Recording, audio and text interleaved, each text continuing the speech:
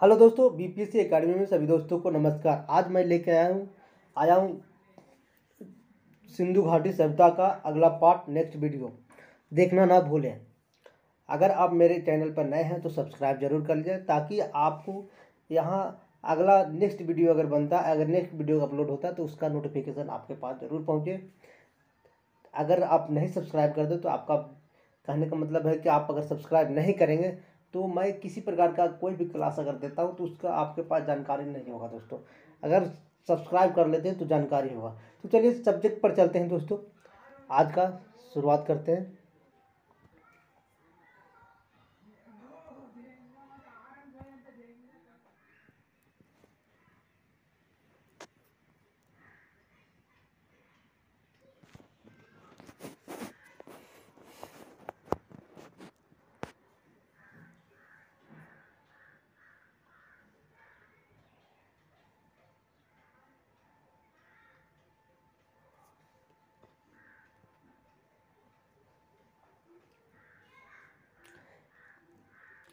शुरुआत करते हैं दोस्तों कालीबंगा से। कालीबंगा की खुदाई 1953 में बीबी लाल और बीबी थापर के द्वारा किया गया था। यानी बीबी लाल और बीबी थापर के द्वारा खुदाई सर्वप्रथम किया गया था कालीबंगा का। कब? 1953 ईस्वी में। पूछता है कि कालीबंगा की खुदाई कब हुआ था, तो 1953 में। किसके द्वारा किया गया? तो बीबी लाल और बीबी थापर के द्वारा किया गया था। यह वर्तमान समय में राजस्थान के गंगानगर जिला घग्गर नदी के किनारे स्थित है। जिसके वर्तमान समय में राजस्थान जिला जो गंगानगर जिला राजस्थान राज्य है, उसका गंगानगर जिला घग्गर नदी के किनारे स्थित है। यहाँ से निम्नलिखित अवशेष मिले हैं। कौन कौन अवशेष मिले हैं उसके बारे में जरा देख लेते हैं। यहाँ से मिला अलंकृत ईंट, यानी ईंट जो है अलंकृत, क्या कहने का मतलब उस पर किसी प्रकार का निशान पारा हुआ। एक साथ दो दो फसल उगाने की परंपरा, यानी वहाँ से प्रमाण जो मिला है एक साथ दो फसल उगाया जाता था। कितना? एक साथ दो फसल को उगाया जाता था। जुताई किया हुआ खेत का प्रमाण मिला है। कहाँ से? जुताई किया हुआ खेत का प्रमाण मिला है। कहाँ से? कालीबंगा से। पक्की मिट्टी का स्केल कहाँ से मिला? कालीबंगा से इसका प्रमाण मिला। कांसे व मिट्टी की बनी हुई चूड़ी का प्रमाण कहाँ से मिला? कालीबंगा से। याद रखिएगा दोस्तों, पूछता है एग्जाम में कांसे व मिट्टी की बनी हुई चूड़ी का प्रमाण किस सभ्यता से मिला, तो याद रखिएगा कहाँ से? कालीबंगा से। कालीबंगा का खुदाई कब हुआ था? तो 1953 में, है ना। तो अगला 6ठा नंबर है अग्निकुंड और हवन कुंड। हवन कुंड और अग्निकुंड का प्रमाण कहाँ से मिला? याद रखिए कालीबंगा से मिला। कहाँ से मिला? कालीबंगा से मिला। अग्निकुंड और हवन कुंड का प्रमाण कहाँ से मिला? कालीबंगा से मिला। अग्निकुंड के अवशेष यह प्रमाणित होता है कि इस सभ्यता के लोग कर्मकांड में विश्वास करते थे। यानी अग्निकुंड और हवन कुंड जो मिला, तो इसी से पता चलता है, इससे विश्वास होता है लोगों को कि इस सभ्यता के लोग कर्म कांड पर भी विश्वास करते थे। कौन सभ्यता के लोग? कालीबंगा सभ्यता के लोग। यहाँ से अग्निकुंड, कांसे व मिट्टी की बनी हुई चूड़िया का अवशेष मिला है। इसका खुदाई 1953 में बी एल थापर ने किया था। तो ये सब चीज़ें आपको याद रखना होगा, नोट करना होगा बुक पेन से लेकर के। अब आते हैं दोस्तों बनवाली के बारे में। बनवाली यह वर्तमान स्थल यह स्थल वर्तमान समय में हरियाणा में स्थित है। कहाँ? यह स्थल जो है वर्तमान समय में हरियाणा में स्थित कौन है? बनवाली। इसकी खुदाई रविंद्र सी बिष्ट के द्वारा 1953 में किया गया। किसके द्वारा? बनवाली का खुदाई रविंद्र सी बिष्ट के द्वारा 1953 में, 1973 में किया गया। सॉरी दोस्तों, 1973 में किया गया। 1953 में कालीबंगा का खुदाई किया गया था। इस सभ्यता का एकमात्र स्थल है जहाँ की सड़कें जालीनुमा आकृति का बना होता था। मैंने सड़क जो होता था जाली टाइप का बना होता था। पूछा क्वेश्चन कि किस सभ्यता का, मैंने कौन सा सभ्यता में जालीनुमा आकृति बना हुआ है, तो याद रखिएगा दोस्तों कौन सभ्यता है? जालीनुमा आकृति बनवाली सभ्यता है। कौन सभ्यता? बनवाली सभ्यता में। इस या इतना नहीं यहाँ मिला है समकोण पर रोड काटता हुआ, यानी जो स्थल मिले वहाँ सड़क एक दूसरे के कितना पर, समकोण पर काटे हुए, 90 डिग्री पर काटे हुए। इसका भी प्रमाण मिलता है बनवाली से। पूछता है कि किस सभ्यता से सड़क एक दूसरे को 90 डिग्री यानी समकोण पर काट रहा है, तो बनवाली सभ्यता से। बनवाली में पक्की मिट्टी का हल का प्रमाण मिला है, यानी पका हुआ मिट्टी से हल बनाया गया था। इसका प्रमाण कहाँ से मिला, बनवाली से मिला। मिट्टी के बर्तन का भी प्रमाण किस कहाँ से मिला, बनवाली से मिला। अब आते हैं दोस्तों रोपर। एक बार फिर रिवाइज कर लेते हैं बनवाली के बारे में। यह स्थल वर्तमान समय में कहाँ पड़ता है, हरियाणा में पड़ता, याद रखिएगा। इसकी खुदाई रविंद्र सिंह बिष्ट 1973 में किया था। रविंद्र सिंह बिष्ट 1973 में किया था। इस सभ्यता एकमात्र स्थल है जहाँ सड़क जालीनुमा और सड़क समकोण 90 डिग्री पर कटा हुआ है। बनवाली पक्की हुई मिट्टी का हल का प्रमाण मिला। यहाँ से मिट्टी के बर्तन का भी प्रमाण मिला। क्या मिला, मिट्टी के बर्तन का भी प्रमाण मिला है।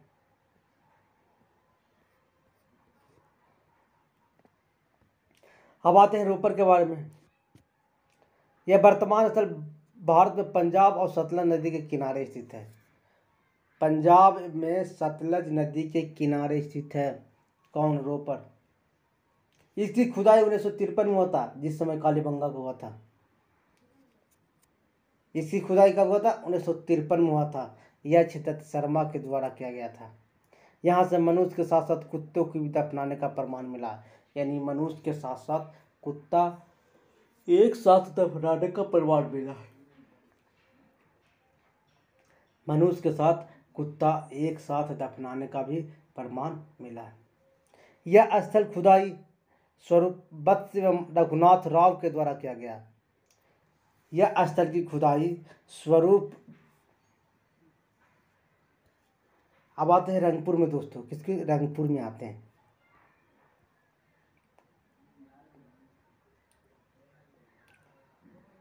इसी खुदाई माधु स्वरूप वत्स एवं रघुनाथ राव के द्वारा किया गया। यह स्थल वर्तमान समय में गुजरात के मादर नदी के किनारे से। पूछता है कि रंगपुर जो सभ्यता था किस नदी के किनारे स्थित है, तो मादर नदी के स्थित किनारे है। कहाँ, मादर नदी के किनारे स्थित है रंगपुर। रंगपुर किस नदी के किनारे, मादर नदी के। लेकिन यहाँ से एक बहुत इंपॉर्टेंट चीज है, धान का भूसी का प्रमाण मिला है। कहाँ से, रंगपुर से। मैंने धान का भूसी का प्रमाण कहाँ से मिला, रंगपुर से ही मिला है। कहाँ से, धान की भूसी का प्रमाण कहाँ से मिला, रंगपुर से ही मिला है। रंगपुर किस नदी किनारे, तो मादर नदी किनारे थे। कौन खोज किए थे, तो स्वरूप वत्स और रघुनाथ राव के द्वारा किया गया था। अब आगे आते हैं दोस्तों सुरकोटदा। यह स्थल की खुदाई जगपति जोशी के द्वारा किया गया था। सुरकोटदा जो है स्थल, इसकी खुदाई जगपति जोशी के द्वारा किया गया था। वर्तमान समय में यह गुजरात के कच्छ जिला में स्थित है। पूछता है सुरकोटदा किस राज्य में स्थित है, तो गुजरात में। गुजरात के कौन सा जिला, तो कच्छ जिला स्थित है। यह एक प्रकार का बंदरगाह है। क्या, एक बंदरगाह स्थल है। यहाँ से कलश, सावधान और घोड़ा के हड्डी का प्रमाण मिला है, यानी कलश मिला है, सावधान मिला है, या घोड़ा के हड्डी का प्रमाण मिला है। घोड़ा के हड्डी का प्रमाण यहाँ से मिला। कहाँ से, सुरकोटदा से। जगपति जोशी ने सबसे पहले इसको खुदाई किया। गुजरात राज्य में कच्छ के जिला में स्थित है। यह एक बंदरगाह स्थल है। कलश, असावधान या घोड़ा के हड्डी का प्रमाण यहाँ से मिला है।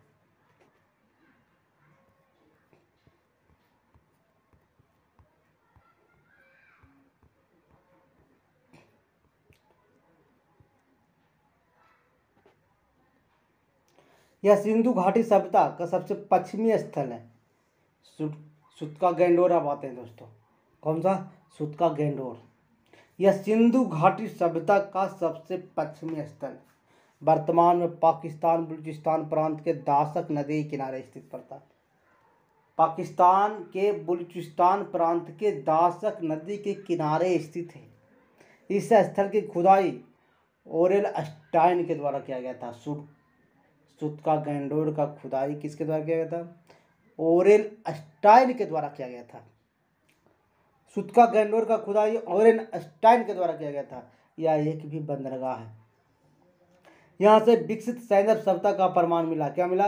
विकसित सैंधव सभ्यता का प्रमाण मिला।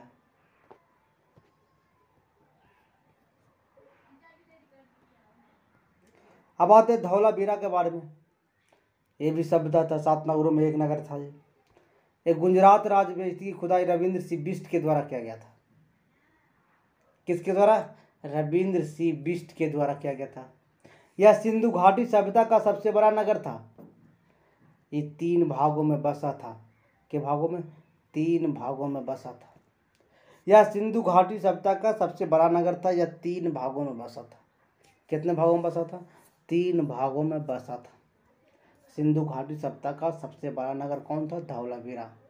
इसकी खुदाई कौन कहते हैं? रविंद्र सिंह बिष्ट के द्वारा। कहाँ स्थित है? तो गुजरात राज्य में स्थित है।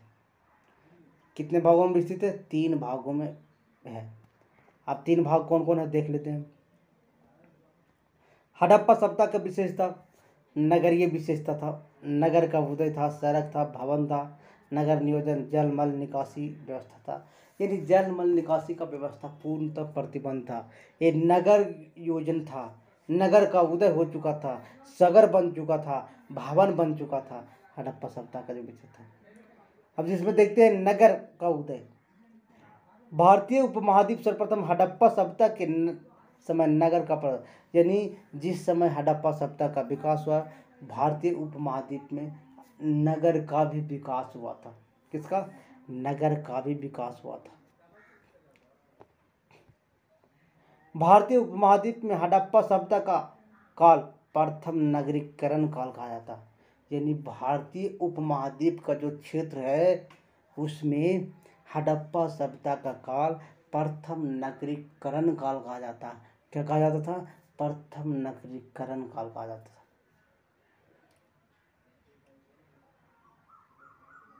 मोहनजोदड़ो और हड़प्पा जुड़वा राजधानी नगर है। यानी कहने का मतलब है मोहनजोदड़ो और हड़प्पा जुड़वा राजधानी नगर भी रहा था। हड़प्पा सभ्यता का पोत पतन नगर बंदरगाह ये भी स्थित है। यानी हड़प्पा सभ्यता में कहाँ कहाँ समुद्र का जहाज रुकता था, समुद्री व्यापार होता था। मेसोपोटामिया से सबसे ज़्यादा मिला, मोहर का प्रमाण मिला है, जिसमें लोथल बहुत प्रमुख है। लोथल हड़प्पा सभ्यता के समुद्र तटीय नगर स्थित थे। लोथल जो है हड़प्पा सभ्यता का समुद्र तटीय नगर स्थित है। हड़प्पा सभ्यता के समुद्र तटीय नगर कौन है? लोथल स्थित है।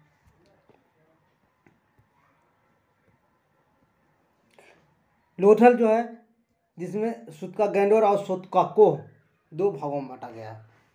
ये भी बंदरगाह है। सुतका गैंडोर और सोतकाको। कौन कौन? सुतका गैंडोर और सोतकाको। नगरीय संरचना या नगर नियोजन। अब अगला है नगर संरचना या नगर नियोजन। तो हड़प्पा सभ्यता का सर्वाधिक प्रमुख विशेषता है सुनियोजित नगर व्यवस्था।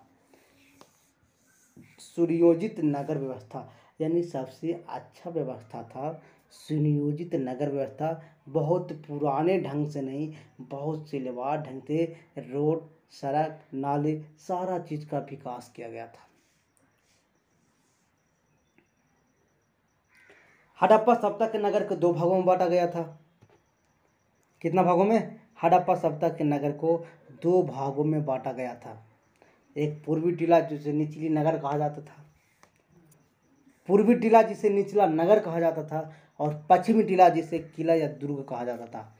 यानी पश्चिम में टीला होता था उसे किला या दुर्ग कहते थे, और पूर्व में जो था होता था उसे नगर कहा जाता था।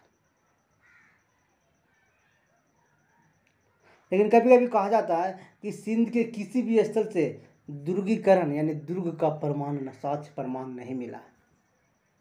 जैसे मोहनजोदड़ो से नहीं मिला, चनहुदरो से नहीं मिला, जोर से नहीं मिला, आमिरकोटदीदी से नहीं मिला, आमिरी से नहीं मिला और कोटद्दीदी से नहीं मिला। अपवाद में किससे मिला है वो भी देख लेते हैं। हड़प्पा सभ्यता के नगर नियोजन के संबंध में कुछ अपवाद देखने को मिला, जैसे उदाहरण है धौलावीरा। धौलावीरा हड़प्पा सभ्यता का एकमात्र ऐसा स्थल है जहां नगर का त्रिस्तरीय विभाजन हो चुका था। यानी पूछता है नगर का त्रिस्तरीय विभाजन किस सभ्यता की देन है, तो हड़प्पा सभ्यता तो दिल्ली रहेगा, लेकिन हड़प्पा सभ्यता में 7 को जो नगर था उसमें धौलावीरा है। क्या? धौला। यानी क्वेश्चन पूछेगा दोस्तों कि कौन सा सभ्यता से त्रिस्तरीय विभाजन, नगर का त्रिस्तरीय विभाजन हुआ था, तो धौलावीरा याद रखेगा।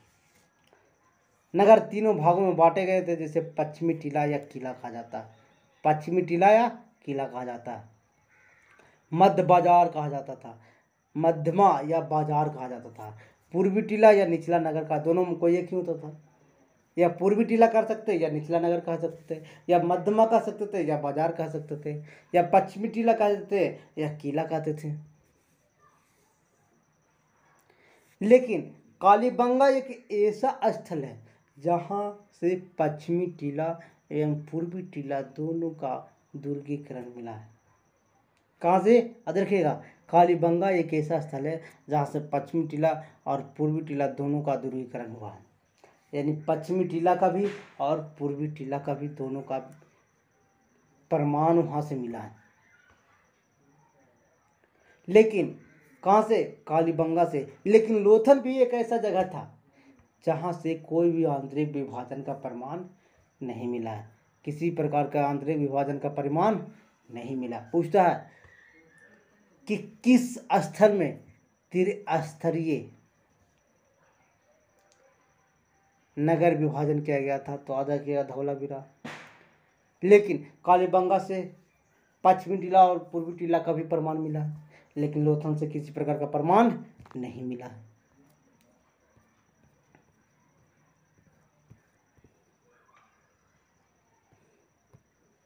सड़कें एवं गलियां। हड़प्पा सभ्यता के सड़कें कच्ची मिट्टी के बनी होती थी। कच्ची मिट्टी, यानी हड़प्पा सभ्यता के जितना भी सड़क था सब किसका बना होता था? कच्ची मिट्टी का बना होता था। किसका? कच्ची मिट्टी का। हड़प्पा सभ्यता की सड़कें एक दूसरे को समकोण पर काटता था। किस पर? समकोण पर काटता था, जिससे कारण पूरा शहर आयताकार और वर्गाकार खंडों में विभाजित था। किसके कारण? आयताकार और वर्गाकार खंडों में विभाजित था। नगर के बसाव की यह पद्धति ऑक्सफोर्ड सर्कस कहलाता है। यानी इस पद्धति जो वर्गाकार और आयताकार था, इसी पद्धति को ऑक्सफोर्ड पद्धति कहलाते हैं।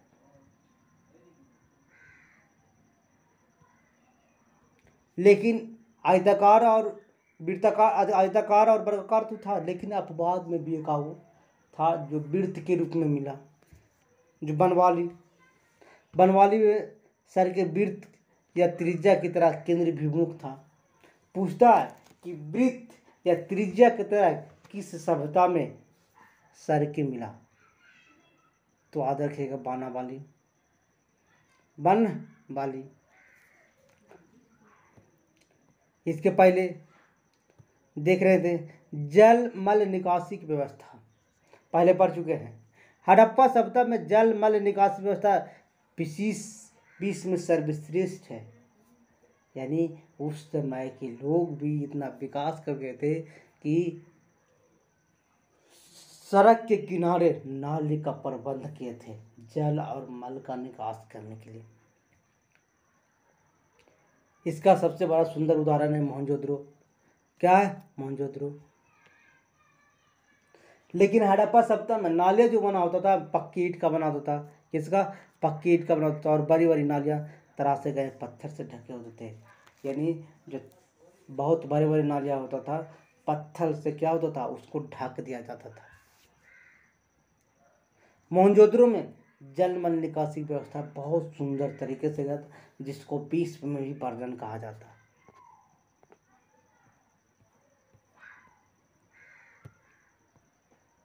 भवन, निजी आवास और सार्वजनिक परियोजना से निर्मित भवन।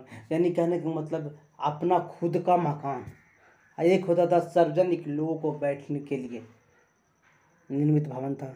हड़प्पा सभ्यता में भवन निर्माण के लिए पक्की ईंट, लकड़ी एवं पत्थर का प्रयोग किया जाता था। यानी पक्की ईंट, लकड़ी और पत्थर ईंट का भी प्रयोग किया जाता था। हड़प्पा सभ्यता के भवन के दरवाजे मुख्य सड़क की ओर न खुल करके गली की ओर खुलता था। यानी उल्टा होता था आज के ज़माने में, आज के ज़माने से उल्टा। यानी मुख्य सड़क से उसका दरवाज़ा नहीं था, लेकिन साइड से उसका दरवाज़ा था। यानी पीछे के गली होता था, गली में इसका दरवाज़ा खुलता था, लेकिन सड़क के किनारे इसका दरवाज़ा नहीं खुलता था।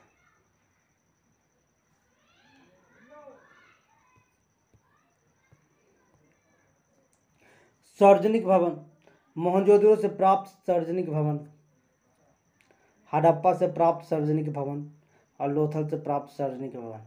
यानी मोहनजोदड़ो और हड़प्पा और लोथल तीनों में सार्वजनिक भवन जहाँ पे हजारों लोग बैठ सकते थे, चाहे किसी भी सभ्यता को लोग जा करके वहाँ बैठ सकते थे, खा सकते थे, सो सकते थे, उसी को सार्वजनिक भवन कहते हैं। कहाँ कहाँ से मिला? मोहनजोदड़ो से मिला, हड़प्पा स्थल से मिला, लोथल से मिला, सभी जगह से सार्वजनिक भवन मिला। कहा जाता है कि मोहनजोदड़ो का जो किला सार्वजनिक भवन मिला वो पक्की ईंट का बना होता था। मोहनजोदड़ो का किला या दुर्ग जो पक्की ईंट का निर्मित होता था। मोहनजोदड़ो से जो मिला वो पक्की ईंट का बना होता था। किसका बना होता था? पक्की ईंट का बना होता था। बृहद स्नानागार, यानी बहुत बड़ा स्नानागार, नहाने का स्थान बना हुआ था मोहनजोदड़ो से। अन्नागार, अन्न रखने के लिए भंडार बना हुआ था। पुरोहित का आवास या कॉलेज या भवन होता था, जहाँ पे पुरोहित होते थे, ब्राह्मण जो कहा जाता है, उसका आवास था बना हुआ। खम्भों वाला सभा भवन, यानी खम्भे पर खड़ा हुआ, जहाँ पे 1000 लोग, 2000 लोग, 1000 लोग अपनी सभा को मीटिंग करते थे कि मेरा सभ्यता का कैसे चले, उसका भी इसका प्रमाण मिला है। यानी खम्भों वाला भवन, पुरोहित का आवास मिला है, बृहद स्नानागार और अन्नागार का प्रमाण मिला है। अन्नागार में मोहनजोदड़ो का सबसे बड़ा इमारत अन्नागार ही था। तो याद रखेगा, पूछता है कि मोहनजोदड़ो का सबसे बड़ा इमारत कौन था, तो अन्नागार था। हड़प्पा सभ्यता का पक्की ईंट से निर्मित विशाल संरचना अन्नागार था। क्या था? हड़प्पा सभ्यता में पक्की ईंट से बना हुआ विशाल संरचना जो मिला है वो अन्नागार ही था। क्या था? अन्नागार।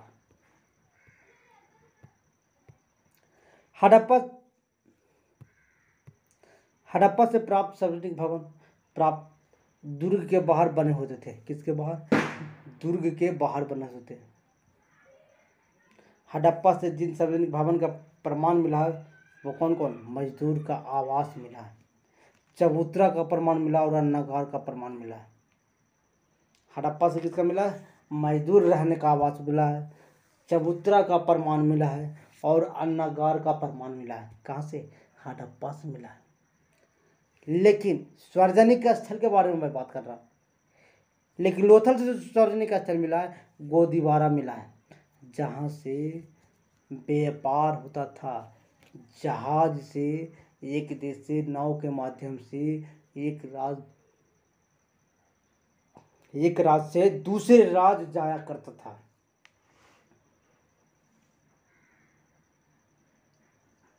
गोदीवारा एक बंदरगाह का रूप देखा जाता है। यहाँ से मेसोपोटामिया का मुहर का प्रमाण मिला है।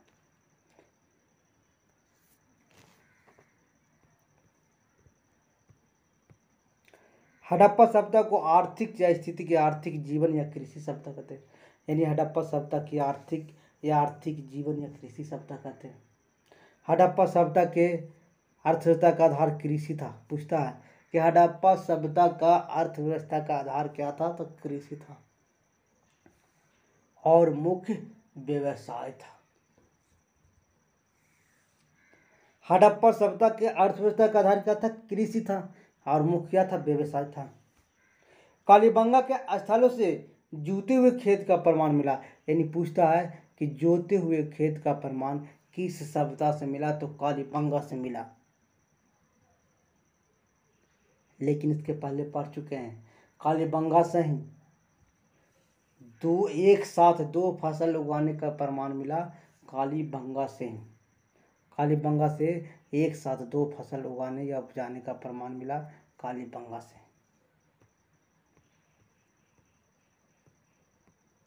हड़प्पा सभ्यता के लोग सार्वजनिक या सर्वाधिक प्रमुख फसल था गेहूं और जौ। चावल के उत्पादन में लोथल एवं रंगपुर से मिले। पूछता चावल का प्रमाण कहाँ कहाँ से मिला, तो लोथल से मिला, रंगपुर से मिला।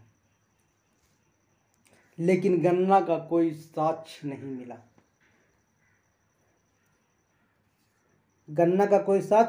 मिला। लोथल एवं सौराष्ट्र बाजारों से खेती के एवं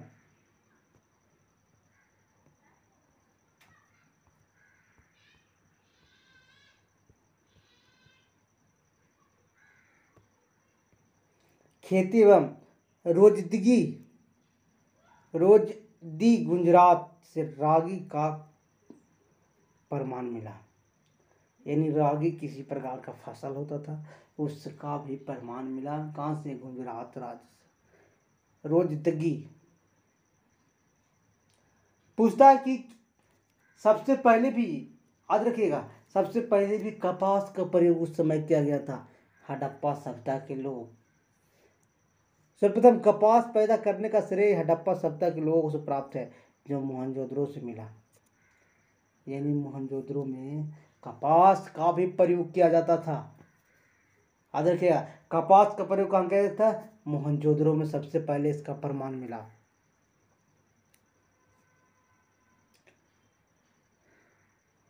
साक्ष्य मिला मोहनजोदड़ो से। लेकिन इससे पहले भी सिंधु क्षेत्रों में यूनानी इसे सिंडन कहते थे। कपास की खेती सबसे पहले सिंधु क्षेत्र में होता था। कहाँ? कपास की खेती सबसे पहले सिंधु क्षेत्र में होता था, इसलिए यूनानी इसे सिंडन कहते थे। क्या कहते थे? सिंडन। यूनानी क्या कहते थे? सिंडन कहते थे। कपास की खेती को क्या कहते थे? सिंडन कहते थे। मोहनजोदड़ो से बने हुए सूती कपड़े का साक्ष्य का प्रमाण मिला है। वही कपास यानी सूती कपड़े का प्रमाण कहाँ से मिला? मोहनजोदड़ो से मिला। इससे पहले सिंधु सभ्यता से, यानी सिंधु के क्षेत्र से मिला। यूनानी लोग उसको क्या कहते थे? सिंडन कहते थे। याद रखिएगा, यूनानी लोग क्या कहते थे? सिंडन कहते थे। कपास का प्रमाण सबसे पहले हड़प्पा सभ्यता के मोहनजोदड़ो स्थल से मिला। मोहनजोदड़ो से पहले सिंधु क्षेत्र में उगाया जाता था, उसको यूनानी लोग सिंडन कहते थे। मोहनजोदड़ो से सूती वस्त्र कपड़े का साक्ष्य मिला।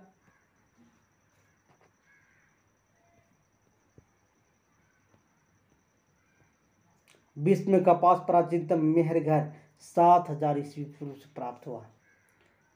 पूछता है कि विश्व में कपास प्राचीनतम किस जगह क्षेत्र से प्राप्त हुआ, तो 7000 ईस्वी पूर्व मेहरगढ़ से प्राप्त हुआ। कहाँ से? 7000 ईस्वी पूर्व मेहरगढ़ से भी कपास का प्रमाण मिला है। 7000 ईस्वी पूर्व कपास का प्रमाण मेहरगढ़ से मिला। मेहरगढ़ भारतीय उपमहाद्वीप का प्राचीनतम नवपाषाण कालीन स्थल था। यानी मेहरगढ़ जो था भारतीय उपमहाद्वीप का नवपाषाण कालीन सभ्यता था। कौन सभ्यता था? नवपाषाण कालीन सभ्यता मेहरगढ़ था। नवपाषाण कालीन सभ्यता कौन था? मेहरगढ़ था। कब इसका प्रमाण मिला मेहरगढ़ में? 7000 ईसा पूर्व।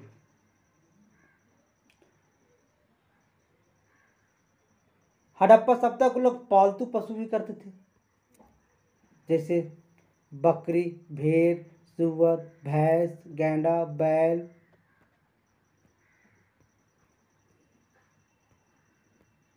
बकरी, भेड़, सुअर, भैंस, गैंडा, बैल, ये सब हड़प्पा सभ्यता के लोग पालतू करते थे। कुबरा वाला बैल, इसे धार्मिक महत्व है। बिना कुबरा वाला बैल इसका सम्मान है या खेती में प्रयोग है। यानी कोबरा जो पीठ पर निकला हुआ रहता था कोबर बैल, उसके धार्मिक के रूप में उसको देखा गया था। लेकिन जिसमें कोबरा नहीं निकला हुआ वो सामान्य खेती जुताई फुताई करता था। लेकिन कोबरा जो बैल है, आज भी कोबरा बैल को धार्मिक के दृष्टि से देखा ही जाता है। उस समय कोबरा वाला जो बैल होता था उसको सर्वश्रेष्ठ या प्रिय पशु उसके रूप में उसको घोषित करता था, उसको लोग मानता था।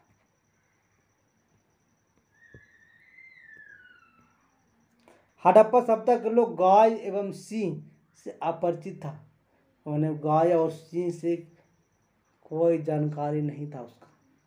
किसका? गाय और सिंह का उसका जानकारी नहीं था। लेकिन बाघ कुत्ता बिल्ली से क्या थे? परिचित थे। सिंह से अपरिचित था, लेकिन बाघ कुत्ता और बिल्ली से क्या था? परिचित था। उस समय उद्योग व्यवस्था क्या था उसके बारे में जरा देख लेते हैं। उद्योग था स्वर्णकार, चांदी सोना और रत्नों का आभूषण बनाते थे। यानी आज के युग में सोनार को कहा जाता है, उसको चांदी सोना उस समय मिला था। उस समय पुरातत्व विभाग खुदाई हुआ तो होगा, सोना और चांदी का प्रमाण मिला है। आभूषण बनाते थे, सोना चांदी संभवतः अफगानिस्तान और रत्न दक्षिण भारत से आते थे। यानी सोना जो चांदी था अफगानिस्तान से आता था और दक्षिण भारत से भी आता था। कहाँ से? दक्षिण भारत से सोना चांदी आता था और अफगानिस्तान से भी सोना चांदी आयात होता। कुम्हार चौक का अधिक प्रचलन था। कुम्हार का चौक अधिक प्रचलन था। हड़प्पाई लोगों ने मृदभांड का प्रमुख विशेषता, यानी मृदभांड उसको कहा जाता था, जो आज के ज़माने में घड़ा कहते हैं हिंदी में हम लोग। घड़ा जिसमें पानी भरा जाता है, चिकना और चमकीला बना होता था मृदभांड। यानी कुम्हार का चौक का सबसे ज़्यादा प्रचलन था। चांदी और सोना कहाँ से आता था? अफगानिस्तान और दक्षिण भारत से आता था।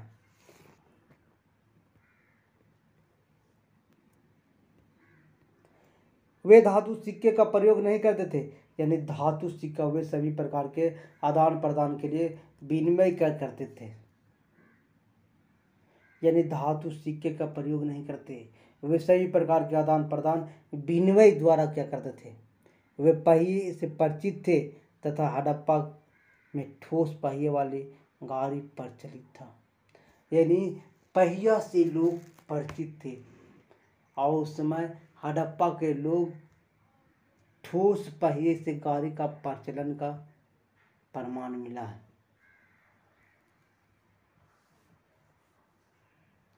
कहा जाता है कि मोहनजोदड़ो से मिट्टी एवं कांसे की 2 पहिए वाली खिलौने गाड़ी का प्रमाण मिला। यानी मोहनजोदड़ो से 2 पहिए वाला गाड़ी का प्रमाण मिट्टी का खिलौने के रूप में किया गया है। किससे? मोहनजोदड़ो सभ्यता से। मोहनजोदड़ो सभ्यता से मिट्टी के खिलौने का 2 पहियों वाला, लेकिन चनोदड़ो सभ्यता से 4 पहियों वाला मिट्टी के खिलौना का प्रमाण मिला। मोहनजोदड़ो से कितना? 2 पहियों वाला, लेकिन चनोदड़ो से कितना? 4 पहियों वाला मिला। लेकिन उससे बड़ा अल्बेस्टर पत्थर का पहिया लोथल से मिला। कहाँ से? लोथल से मिला अल्बेस्टर पत्थर का पहिया।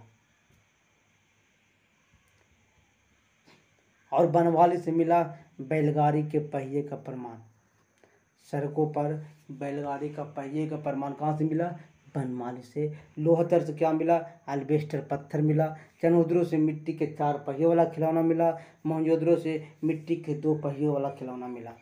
वे धातु का प्रयोग नहीं करते थे, लेकिन विनिमय पद्धति के द्वारा ये करते थे, पहियों से परिचित थे।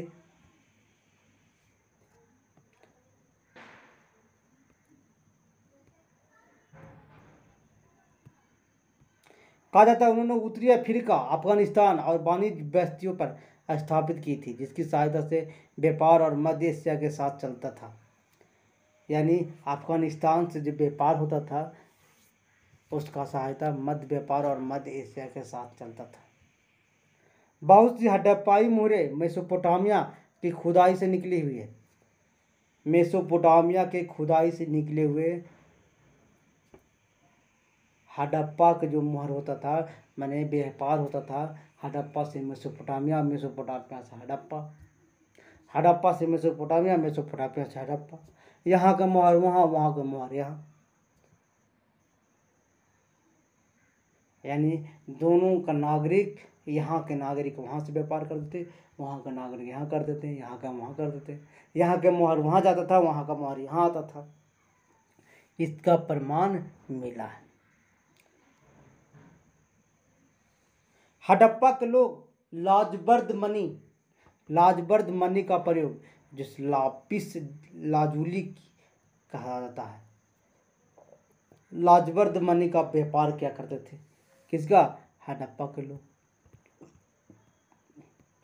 मोहनजोदड़ो से प्राप्त एक मुहर नाव में चित्रांकन लोथल से प्राप्त मिट्टी के खिलौने नाव से अनुमान होता है कि सिंधुवासी के लोग आंतरिक और बाहर व्यापार के लिए नावों का प्रयोग करते। यानी मोहनजोदड़ो से मिट्टी के खिलौने का नाव का प्रमाण मिला। इससे यह स्पष्ट होता है कि उस समय लोग नाव का प्रयोग करते थे। तो नेक्स्ट वीडियो के लिए आप सब्सक्राइब कीजिए, लाइक कीजिए, कमेंट करिएगा दोस्तों, वेट करिएगा। नेक्स्ट वीडियो नेक्स्ट डे आपको जरूर मिलेगा। Thank you.